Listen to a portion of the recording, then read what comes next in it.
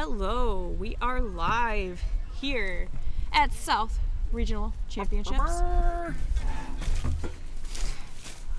On your screen, you will see Florida State University in red, James Madison University in white.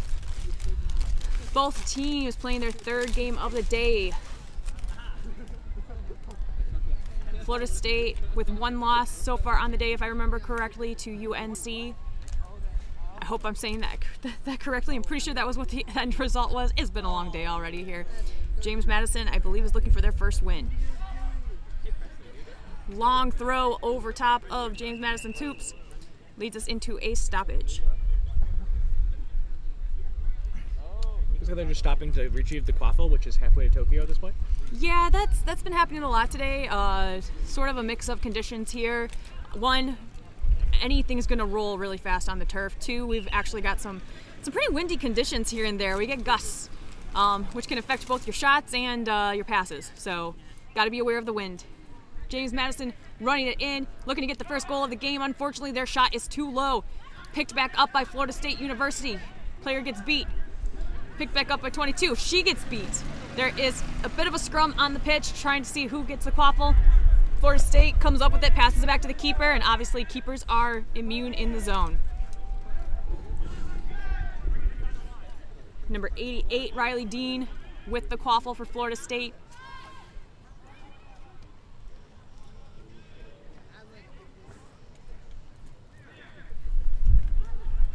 Florida State crashing, gets beat. Quaffle picked up by James Madison University.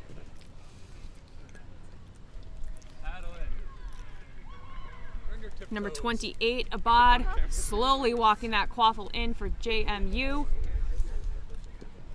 Picks up the pace a little bit, gets wrapped, passes the ball off just outside the hoops. Goal for JMU, first goal of the game.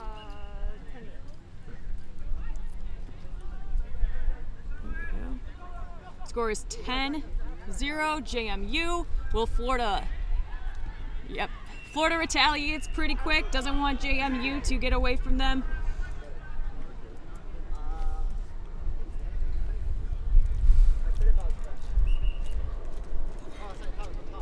JMU taking their time, limited with the number of subs that they have on the sidelines. Your prior goal was scored by number 44, Elizabeth Nolan for JMU. And then number 88, Riley Dean with the goal for Florida State.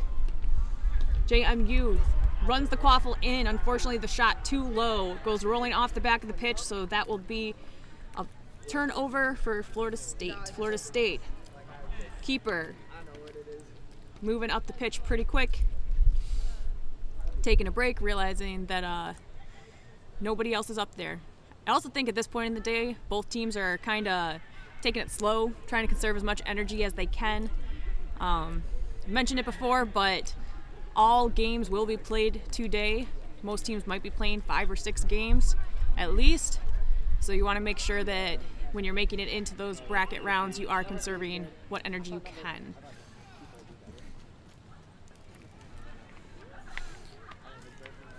Quaffle currently in the hands of James Madison University's number 28, Abad.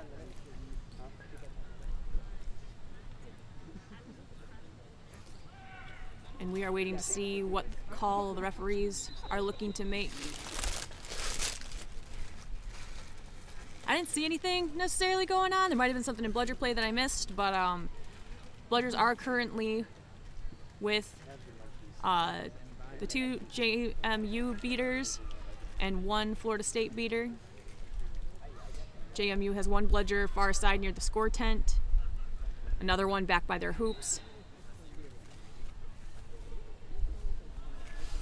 Waiting to hear if there's a final call on the play.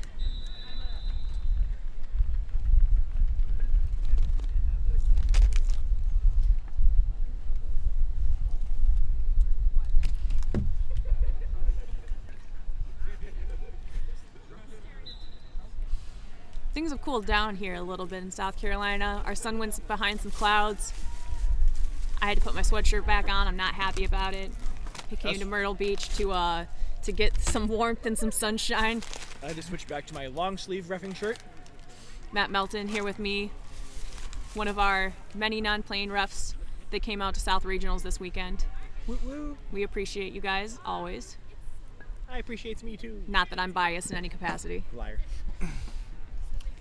Long discussion here. I don't know what they're gonna call. It's hard to tell. Like I said, we didn't see much on the play.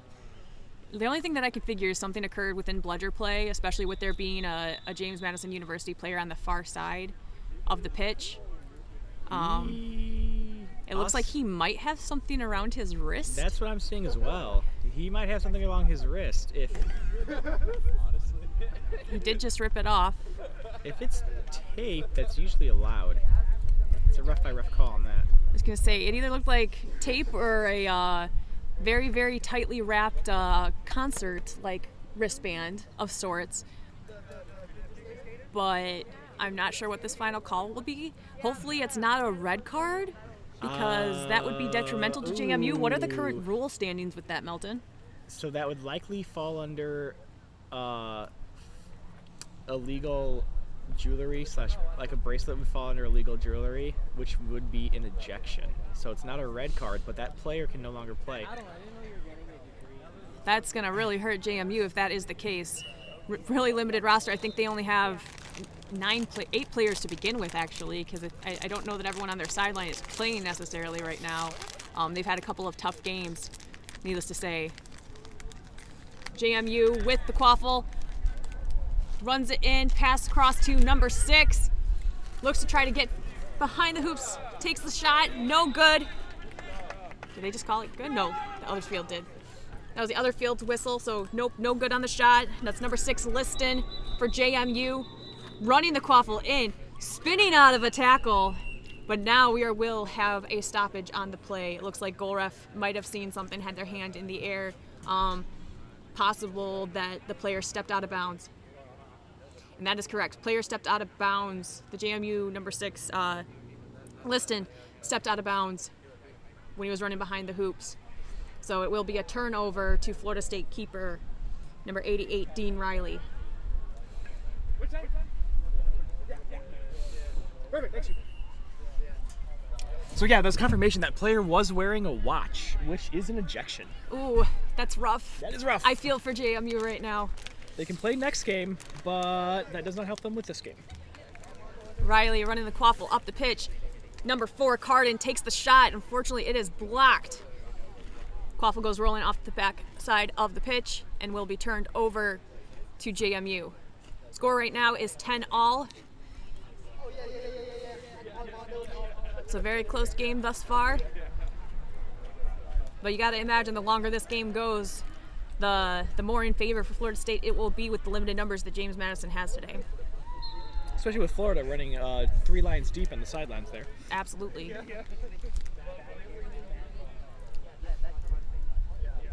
JMU casually walking quaffle up.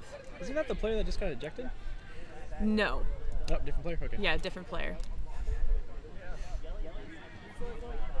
Number 28, Abad, with the quaffle. No, sorry, number 6. Woo! Liston with the quaffle. Gets beat. Quaffle turned over to Florida State. Carden of Florida State cannot be stopped. Rushes right in, all the way to the small hoop.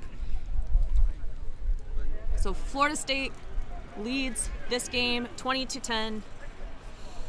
First time they have been ahead as the first goal was scored by JMU.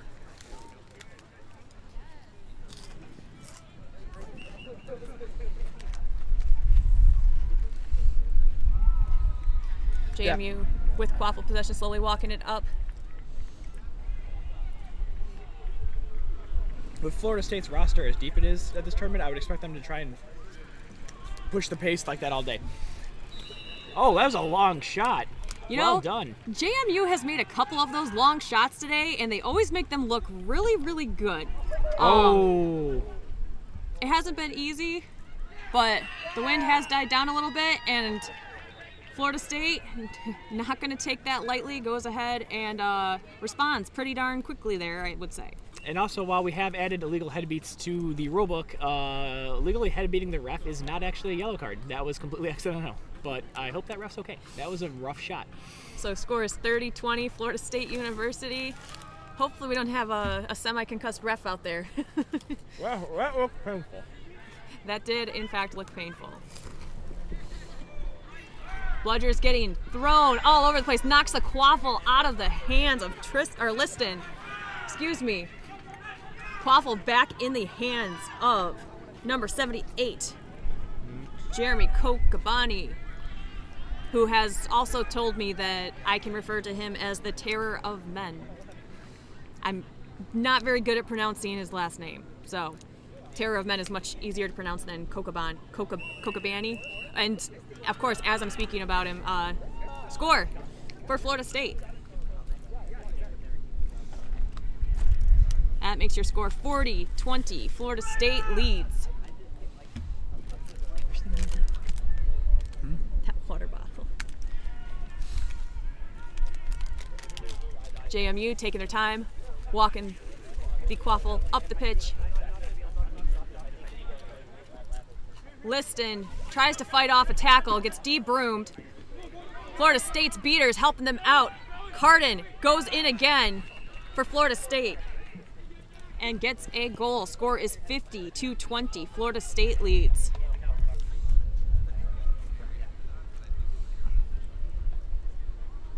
JMU's actually, I believe, combined with Coastal Carolina today for this tournament. They're been short players since the pandemic. So that's why, as we can tell from the sidelines, they're definitely missing. Yes, my notes. The depth. My notes do confirm that. JMU is a joint team with Coastal Carolina as of this moment, and this is also their debut appearance this season. They have not played in any other tournaments as of yet. Whoops. So Good to see it out here. A lot of teams have had issues since COVID, and it's good to see a team that was able to make it out here to regionals. absolutely, especially regionals. Regionals is where you're going to get a lot of high-level play, and even for beginning teams or teams that are a little bit short-staffed, it's a great experience. You're going to get to play against a lot of high-caliber teams, maybe see some things that you can try with your own team.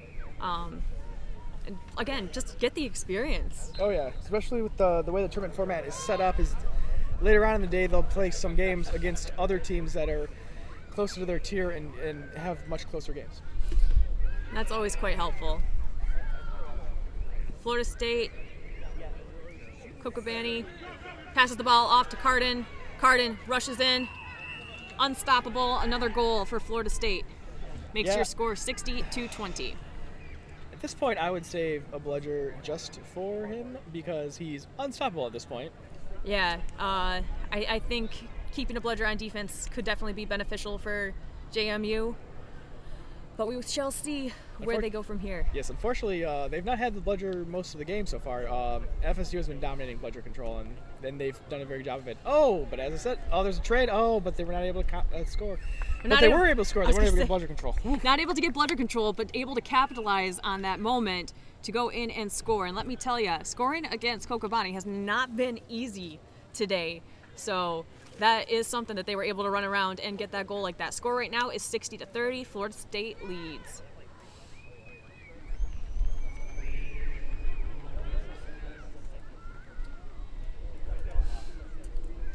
JMU engaging quaffle carriers for Florida State pretty high, trying to get them to make the pass. They do make the pass behind the hoops. Looks like she may have been beat. Either beat or off broom. Now she's running the javelin back to tag in. And JMU walking up the pitch with the bludger leading the way. Florida State looks pretty well armed though. Yeah, slow balling is definitely in JMU's best interest right now. Yep. FSU has done a very good job of not letting them do that, though. They've been pushing the pace and playing very aggressive to try and tire them out. Yep. Oh, but JMU might just got bludger control. Oh, what a shot. That shot just banks in off the inner side of that tall hoop and down.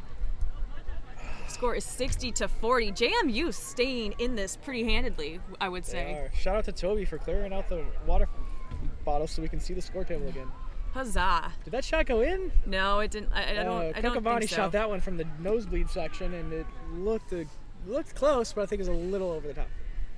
Yeah, just that little bit too high. We've seen a lot of those shots happening today. little bit of desperation there, definitely. Absolutely. Sort of just got to get your feet set a little bit better, but most of the shots I've seen like that too, it's been the person taking the shot has, 2 or 3 people sometimes wrapped around them trying to stop them from getting any closer. Yeah. Yeah, usually good shots are taken before you get tackled, so that's good strategy. It's bold strategy, counts. It pays off.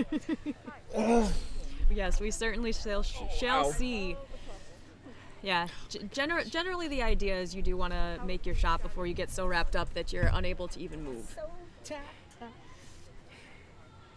All right, we got a bit of a stoppage here. I think they're sort of just relocating the bludgers. There may have been something that affected bludger play. Yeah, if there's a bludger turnover and there's no eligible bludger to receive the bludger, they will put it at that player's hoop so they can get it when they come back. Makes sense. And in this case, FSU just goes and steals it. Oh, great stop by Kokobani. Smacks that quaffle away, but JMU is able to pick it back up. They're 1 hoop down on the ground right now, though, so they've got to score on one of the other 2 that are standing. Got an injury. And I think the injury came before the potential goal. Yeah, that was the correct call by the ref. Usually you let play finish if the injury is far enough away like that, but in this case the player was holding their head, and for head injuries you stop play immediately, no questions asked. Yep, I'm a big fan of that. Head injuries are nothing to ever take lightly. And that goes for those of you that sustain head injuries too. Don't ever force yourself to play if you've had something pretty serious happen. Just be smart about it. Looks a little better now. Yeah, it would it looks really... like I'm thinking now maybe he's holding more of his neck than his head. Yeah, it'd be really tough though for JMU to go down another player, so let's hope he's all right. So yeah, the player has to sub right now, but yeah, the brace this current player has also scares me. JMU is like the walking wounded right now, it seems. Yeah, and that's number 15 Rigoni that's heading off the pitch to take a bit of a break here. He's been crucial in some of their earlier games in really helping with their beater play. So I'll be interested to see how the team's able to hold up without him there. But I mean, JMU has a lot of strong beaters coming in, and I don't think it'll be too difficult for the shoes to hopefully be filled. It just stinks for them to be down another potential substitute. True, but he looks okay on the sidelines. I would expect him to come back in a few minutes. All right, so shot is taken by JMU, but goes out back behind the hoops. And we got number 15, Ryan Straub, that did sub in for that injured player as a beater. Straub right now doing a pretty good job of keeping a bludger at his team's hoops.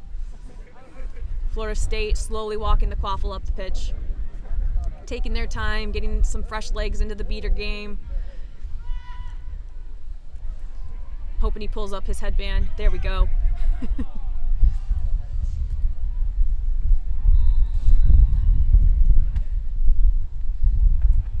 JMU with bludger control at the moment.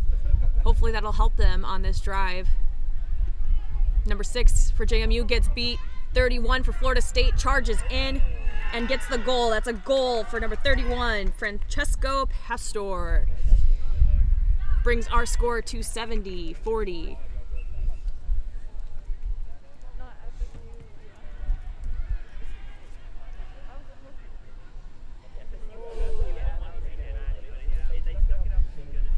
JMU still with bludger control. Bludger's leading the way, walking the quaffle up the pitch. They keep one at about half. Great play by number 44. Passes the ball back out. Passed into 0. She unfortunately loses it.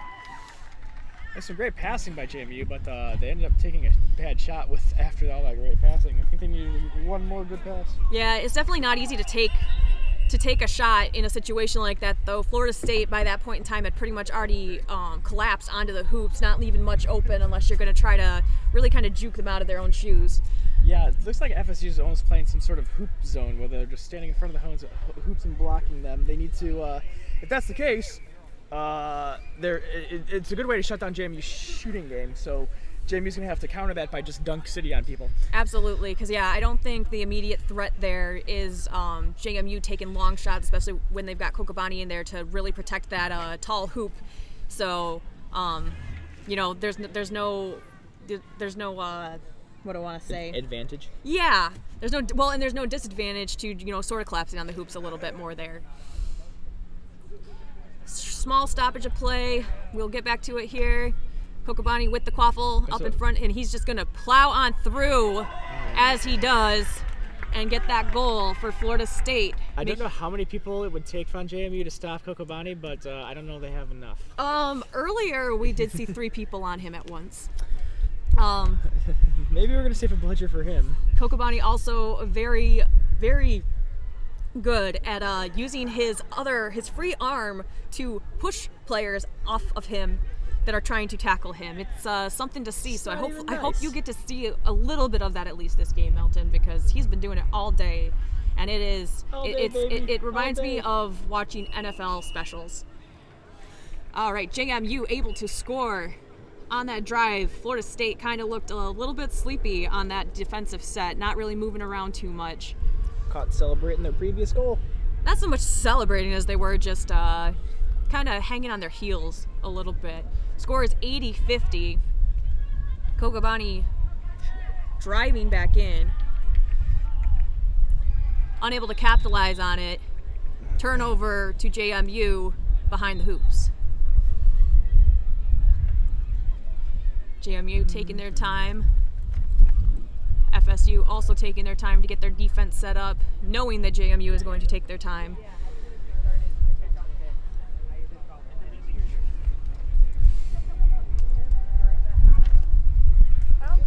Florida State sinking back with bludger control. One player pushing high on the quaffle carrier. Gets called back to hoops. Awesome goal by number 44, Elizabeth Nolan for JMU. It's her second one so far this game. Gets the pass from her teammate, stalls just a little bit so that the defense can move out of the way, and then swings her arm around to get the goal through the small hoop. A+ pump fake, would use again. Pump faking is the way to go. It is the way of champions. There's applesauce? Yes. Fancy. I feel like such an adult now. They're trying to really push at Kokobani. Just a couple questionable things happen there, but thankfully the beater comes back and helps out a little bit. Trying to slap at the quaffle as much as they can. Kokobani driving in. No one to stop him as he puts the ball through the small hoop.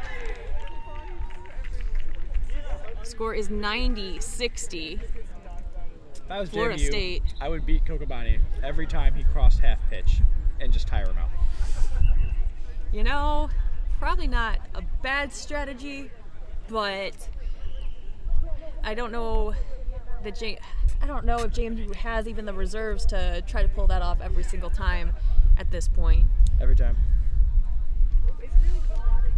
But we shall see, because you can never count out JMU. They've had a lot of close games with some of the top caliber teams here today, and don't let their small roster fool you, I can tell you that much. No, they've got a solid A line. It's just they don't have a B line. Game continues. A great shot. We're going to have a delayed penalty against FSU.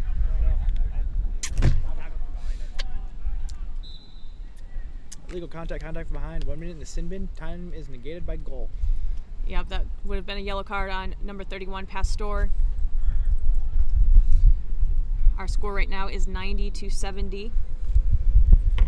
FSU leads, but not by much. I mean, this is still a game, despite the vast difference in roster sizes on the bench, that could go either way. It'll be interesting to see what happens when Snitch comes on pitch and how both teams are able to allocate bludgers and really how fast they can play in the quaffle game and be accurate on their shots. Yeah, I think JMU has been doing a pretty decent job of conserving their energy, and I think that bodes well for them later on in the game. And I think this is definitely going to be another game where the snitch catch is probably going to decide who wins. Not sure if I see yet who our snitch is on the far side, but could definitely make it interesting. I do believe it's supposed to be a player from UF. So if I had more familiarity with each of the teams and who they have with them, I might know for sure who it would be, but at this time I do not know. A great block by Kokobani, but also great shot by number 28, James Abad for JMU. Kokobani just running down the pitch, unstoppable, gets a goal for Florida State.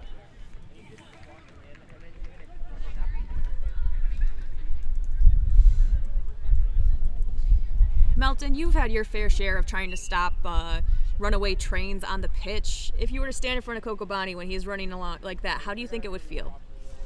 I don't think I'd remember. You know, you very well might be right about that. There's a term we like to use with sort of things like that. It's called a business decision. Please explain this business decision that you are asking about. Well, sure. If you're in the business of playing Quidditch and you want to stay in the business of playing Quidditch, you don't jump in front of a train like that. Now, that's not to say you let him score, but there's other ways to stop him without getting directly in his path, such as swatting for the ball or trying to run alongside of him first so you've got some momentum going with him, or most usefully, don't let him get started. If you can sort of wrap him before he starts moving, you're in a much better spot. It's similar, and there are other players it's not just college, like there are a lot of club players that have the same set of skills, we'll say, being large and running at you fast, and that's how you do it. You just got to make sure you just don't let them get started, or you just use your beaters to your advantage, and have them beat constantly. Yeah, I can see how that would definitely be helpful. Not sure at this moment if we have gone into a timeout or rather our 20-minute mark, but I imagine that we would have to be close to that point in time. We haven't had too many stoppages during this game. We did start pretty much right around 2 o'clock. It's, if you can see on the far side, very, very, very far side, there is a digital clock for the current time, Eastern time, since we are in the Eastern time zone, which is 2:28. I do not see a snitch coming out here, though, so I have to imagine that had to have been a timeout that was called by one of the sides. Well, you lose the timeout once the snitch comes onto the pitch, so if I'm JMU, it's not a bad idea to take that timeout just to give your players a little bit of a breather. I was going to say, give your players a little bit of a breather, get them some water, because I will say JMU has at least half of their team at all times just on the pitch. I don't think half of those players have had any sort of water break whatsoever since the game began. Yep, that is correct. Florida State with the quaffle. We have resumed play here. Florida State also with bludger control, and they are using it to lead the quaffle up the pitch. Number 4, Carden, I believe, running in. No, that's too tall to be Carden. That's a different number that I cannot read. Some of the numbers are a little difficult to read from this vantage point. But turnover for quaffle to JMU. JMU taking their time with it.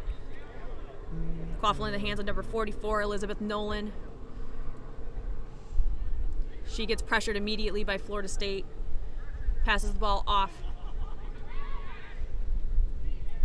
to Abed. Abed walking the quaffle in to the keeper zone. On the far side, though, doesn't have a very good angle at the hoops just yet. Runs into the middle, takes the shot. Shot is blocked. And that is number 21, Spencer Gordon, in keeping for Florida State. Spencer chasing the ball all the way to Florida State, to JMU's hoops, able to get the goal for Florida State. JMU just not able to keep up and get back on defense in time, especially with Spencer having such fresh legs. I mean, he just subbed in for Kokobani. So his legs are fresh, ready to go, and he's going to be speedy like that. JMU with the quaffle. Slowly trying to work their way in past Florida State's bludger control. Trying to make something happen. Ref just announced last possession, so we're going into halftime after this. Yep, 110-70. Halftime will commence in just a moment. Once there's a turnover, shot from JMU, unfortunately too high, and it goes rolling out of bounds. So that will be a turnover to Florida State, and we will go into our halftime. Players get 1 minute for halftime nowadays. 2 minutes. 2 minutes. So you know what? That extra minute can really help JMU right now. They're not out of it yet. Scores 110-70. A snitch catch really could bring them back into this game and really change the momentum potentially. I'm going to go ahead and mute the microphone while we're on this halftime break. But make sure to stay with us because, Snitch on Pitch will be starting shortly.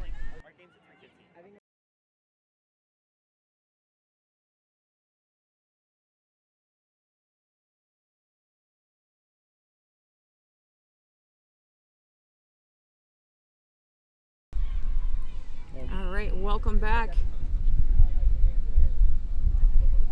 Set score is 170. Oh, almost a gorgeous steal. Set score's 180. 180, excuse me. Matt. Trying to get it updated on our screen. Keep talking, Matt. Oh, looks like we have a stoppage of play already. It's very quick. There we go. 180. There we go. So 180 set score. Score right now is 110-70. Quaffle is in the hands of number 21, Gordon, for Florida State.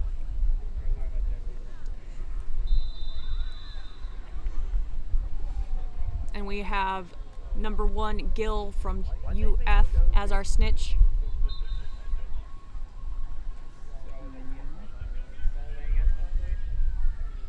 I don't think I've seen Gill snitch yet today, but Melton, you're a experienced seeker. If you were seeking against Gill, what do you think you would use as your main strategy?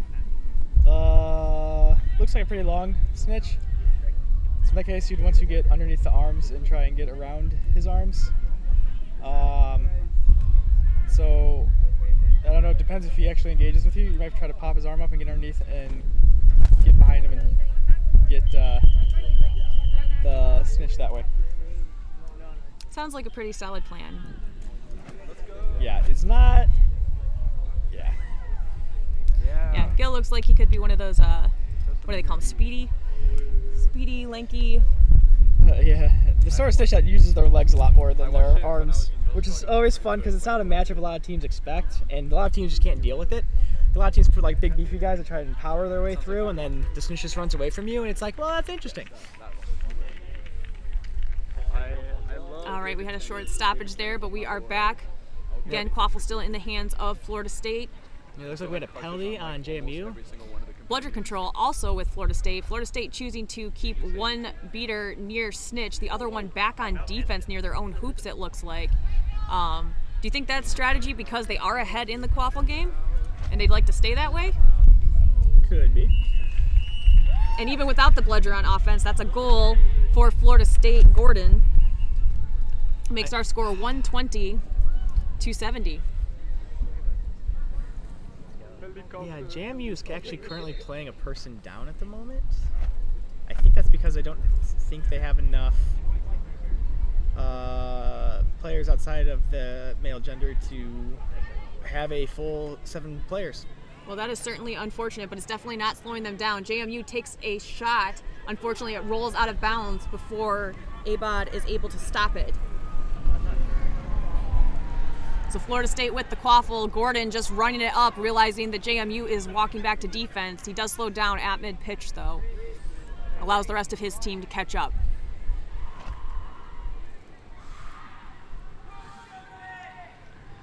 Gordon passes the Quaffle off to number 50, Lopez. Lopez passes it back to Gordon.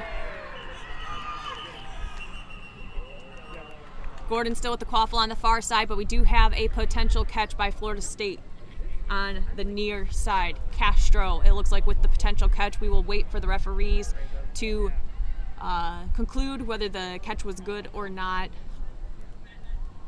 I didn't see the catch itself. I could hear the tail rip, but I also did see that the shorts were pulled down a fair bit. I just don't know if that is from grabbing the tail or if the seeker might have accidentally pulled the shorts when he did. Yeah, you're allowed to pull the shorts with the tail. That's okay. But we need to see in this case if the shorts were pulled before the tail was caught. Which could have definitely messed it up.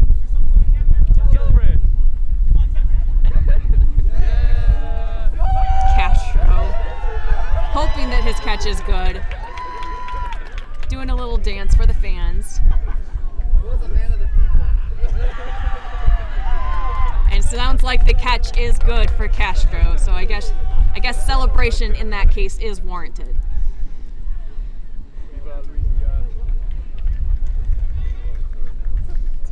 That'll bring our score up to 155, 270.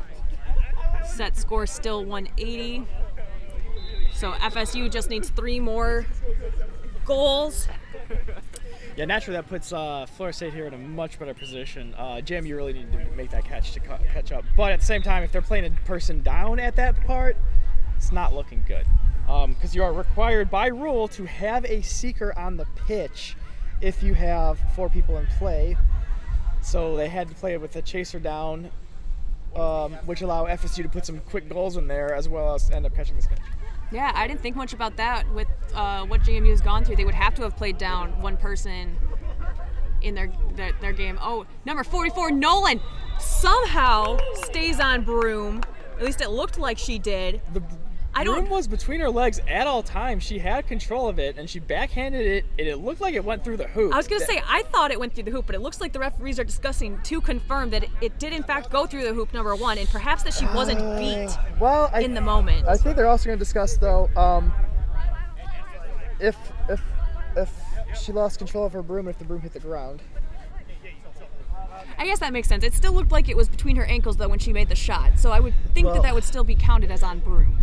The problem is if you can have a broom between your legs lower, but if you their goal is good. Okay. Great goal for Elizabeth Nolan out here putting on the green keeper headband. Personally, love it. Goal. Love it when really anyone wears the keeper headband. Let's be real, but especially the ladies. Go watch Amanda on Skyline. Favorite. Also, number 3 on the Rogues just dunk city on a lot of people today. It's pretty awesome. She threw some very nice very nice pump fakes and then just dunked on people. Glorious. She also was a heck of a defender. She saved a lot of goals. Almost got Rogues the win over Earthquake, but Earthquake scored 160-150 to take the lead to win it at the end. Good game. All right, so quaffle starts in the hands of Gordon. Gordon rushing down for Florida State, trying just to completely run JMU out of their shoes. JMU not taking it lightly. No, Gordon has to pass off, and that ball is stopped. It's a hospital ball. Pass it to a player with a beater standing next to them. Usually a poor decision. Yeah, not a very good decision at all. Quaffle gets passed off to Abad, passes it back to Nolan, who then passes it back to him. Florida State pressuring high, really trying to keep JMU throwing that Quaffle around. Nolan charges in, dodges a beat, gets another goal. She is unstoppable. Just give Nolan the ball. That's all I need to do. I am in favor of this plan. She has been amazing these last couple of drives. 180 is set score.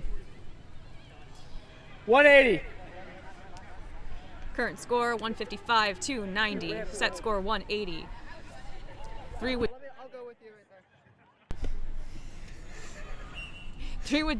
would do it for Florida State, but JMU's been putting up quite the fight. Stopped them on their last couple of drives, and JMU has also been able to capitalize on theirs, trying to stay in this game as much as they can. Oh, God. We're going to need an EMT for the ankle that man just broke. Gordon's out here breaking ankles and scoring goals. Makes the score 165-290. Florida State leads.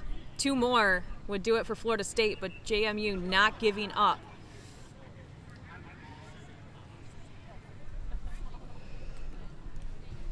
Florida State with bludger control. JMU with the bludger leading up the pitch, but again, Florida State playing somebody very high to engage the quaffle. Player gets sent back to hoops. JMU walking it in. Ball is in the hands of number 0. Oh, Gordon picks up the quaffle though, runs it coast to coast, I believe is that term. Makes the score 175-290. 1 more for Florida State. And I run so far away. JMU definitely not giving up at this stage though. They have been so resilient through all of this game. It has been amazing to watch They've got all the starting pieces that they really need. Oh, that is so unfortunate. Pass over, and then he just ends up catching the bludger with it, and just like that, Florida State makes their final goal. We'll wait for the determination from the ref, but I do believe that goal is good, which would make our score 185 to 90 and end the game. You do have to award the yellow card, and then the goal is good, and the game is over. So there is a yellow card being given on the play. That might have been contact from behind. Yeah. In quotations. That's a hard-fought battle from JMU. Florida State doing a great job too. Just get a lot of different people into the game. So we expect to see more from them later. I do believe that means that they are 2-1 on the day. JMU, unfortunately, with another loss, but don't count them out just yet. Who beat Florida State? They look good. UNC. Oh. So. We'll be back here shortly with another game for you all. Until then, come out here and enjoy if you're nearby. It's beautiful. There's lots of Quidditch happening. It's a good time. All right. From Myrtle Beach, South Carolina, and South Regionals, I'm K-Pack, and this has been Matt Melton commentating with me. What's up? Thank you for taking a break from reffing, That's what I'm and here we will for. see you later. Bye-bye.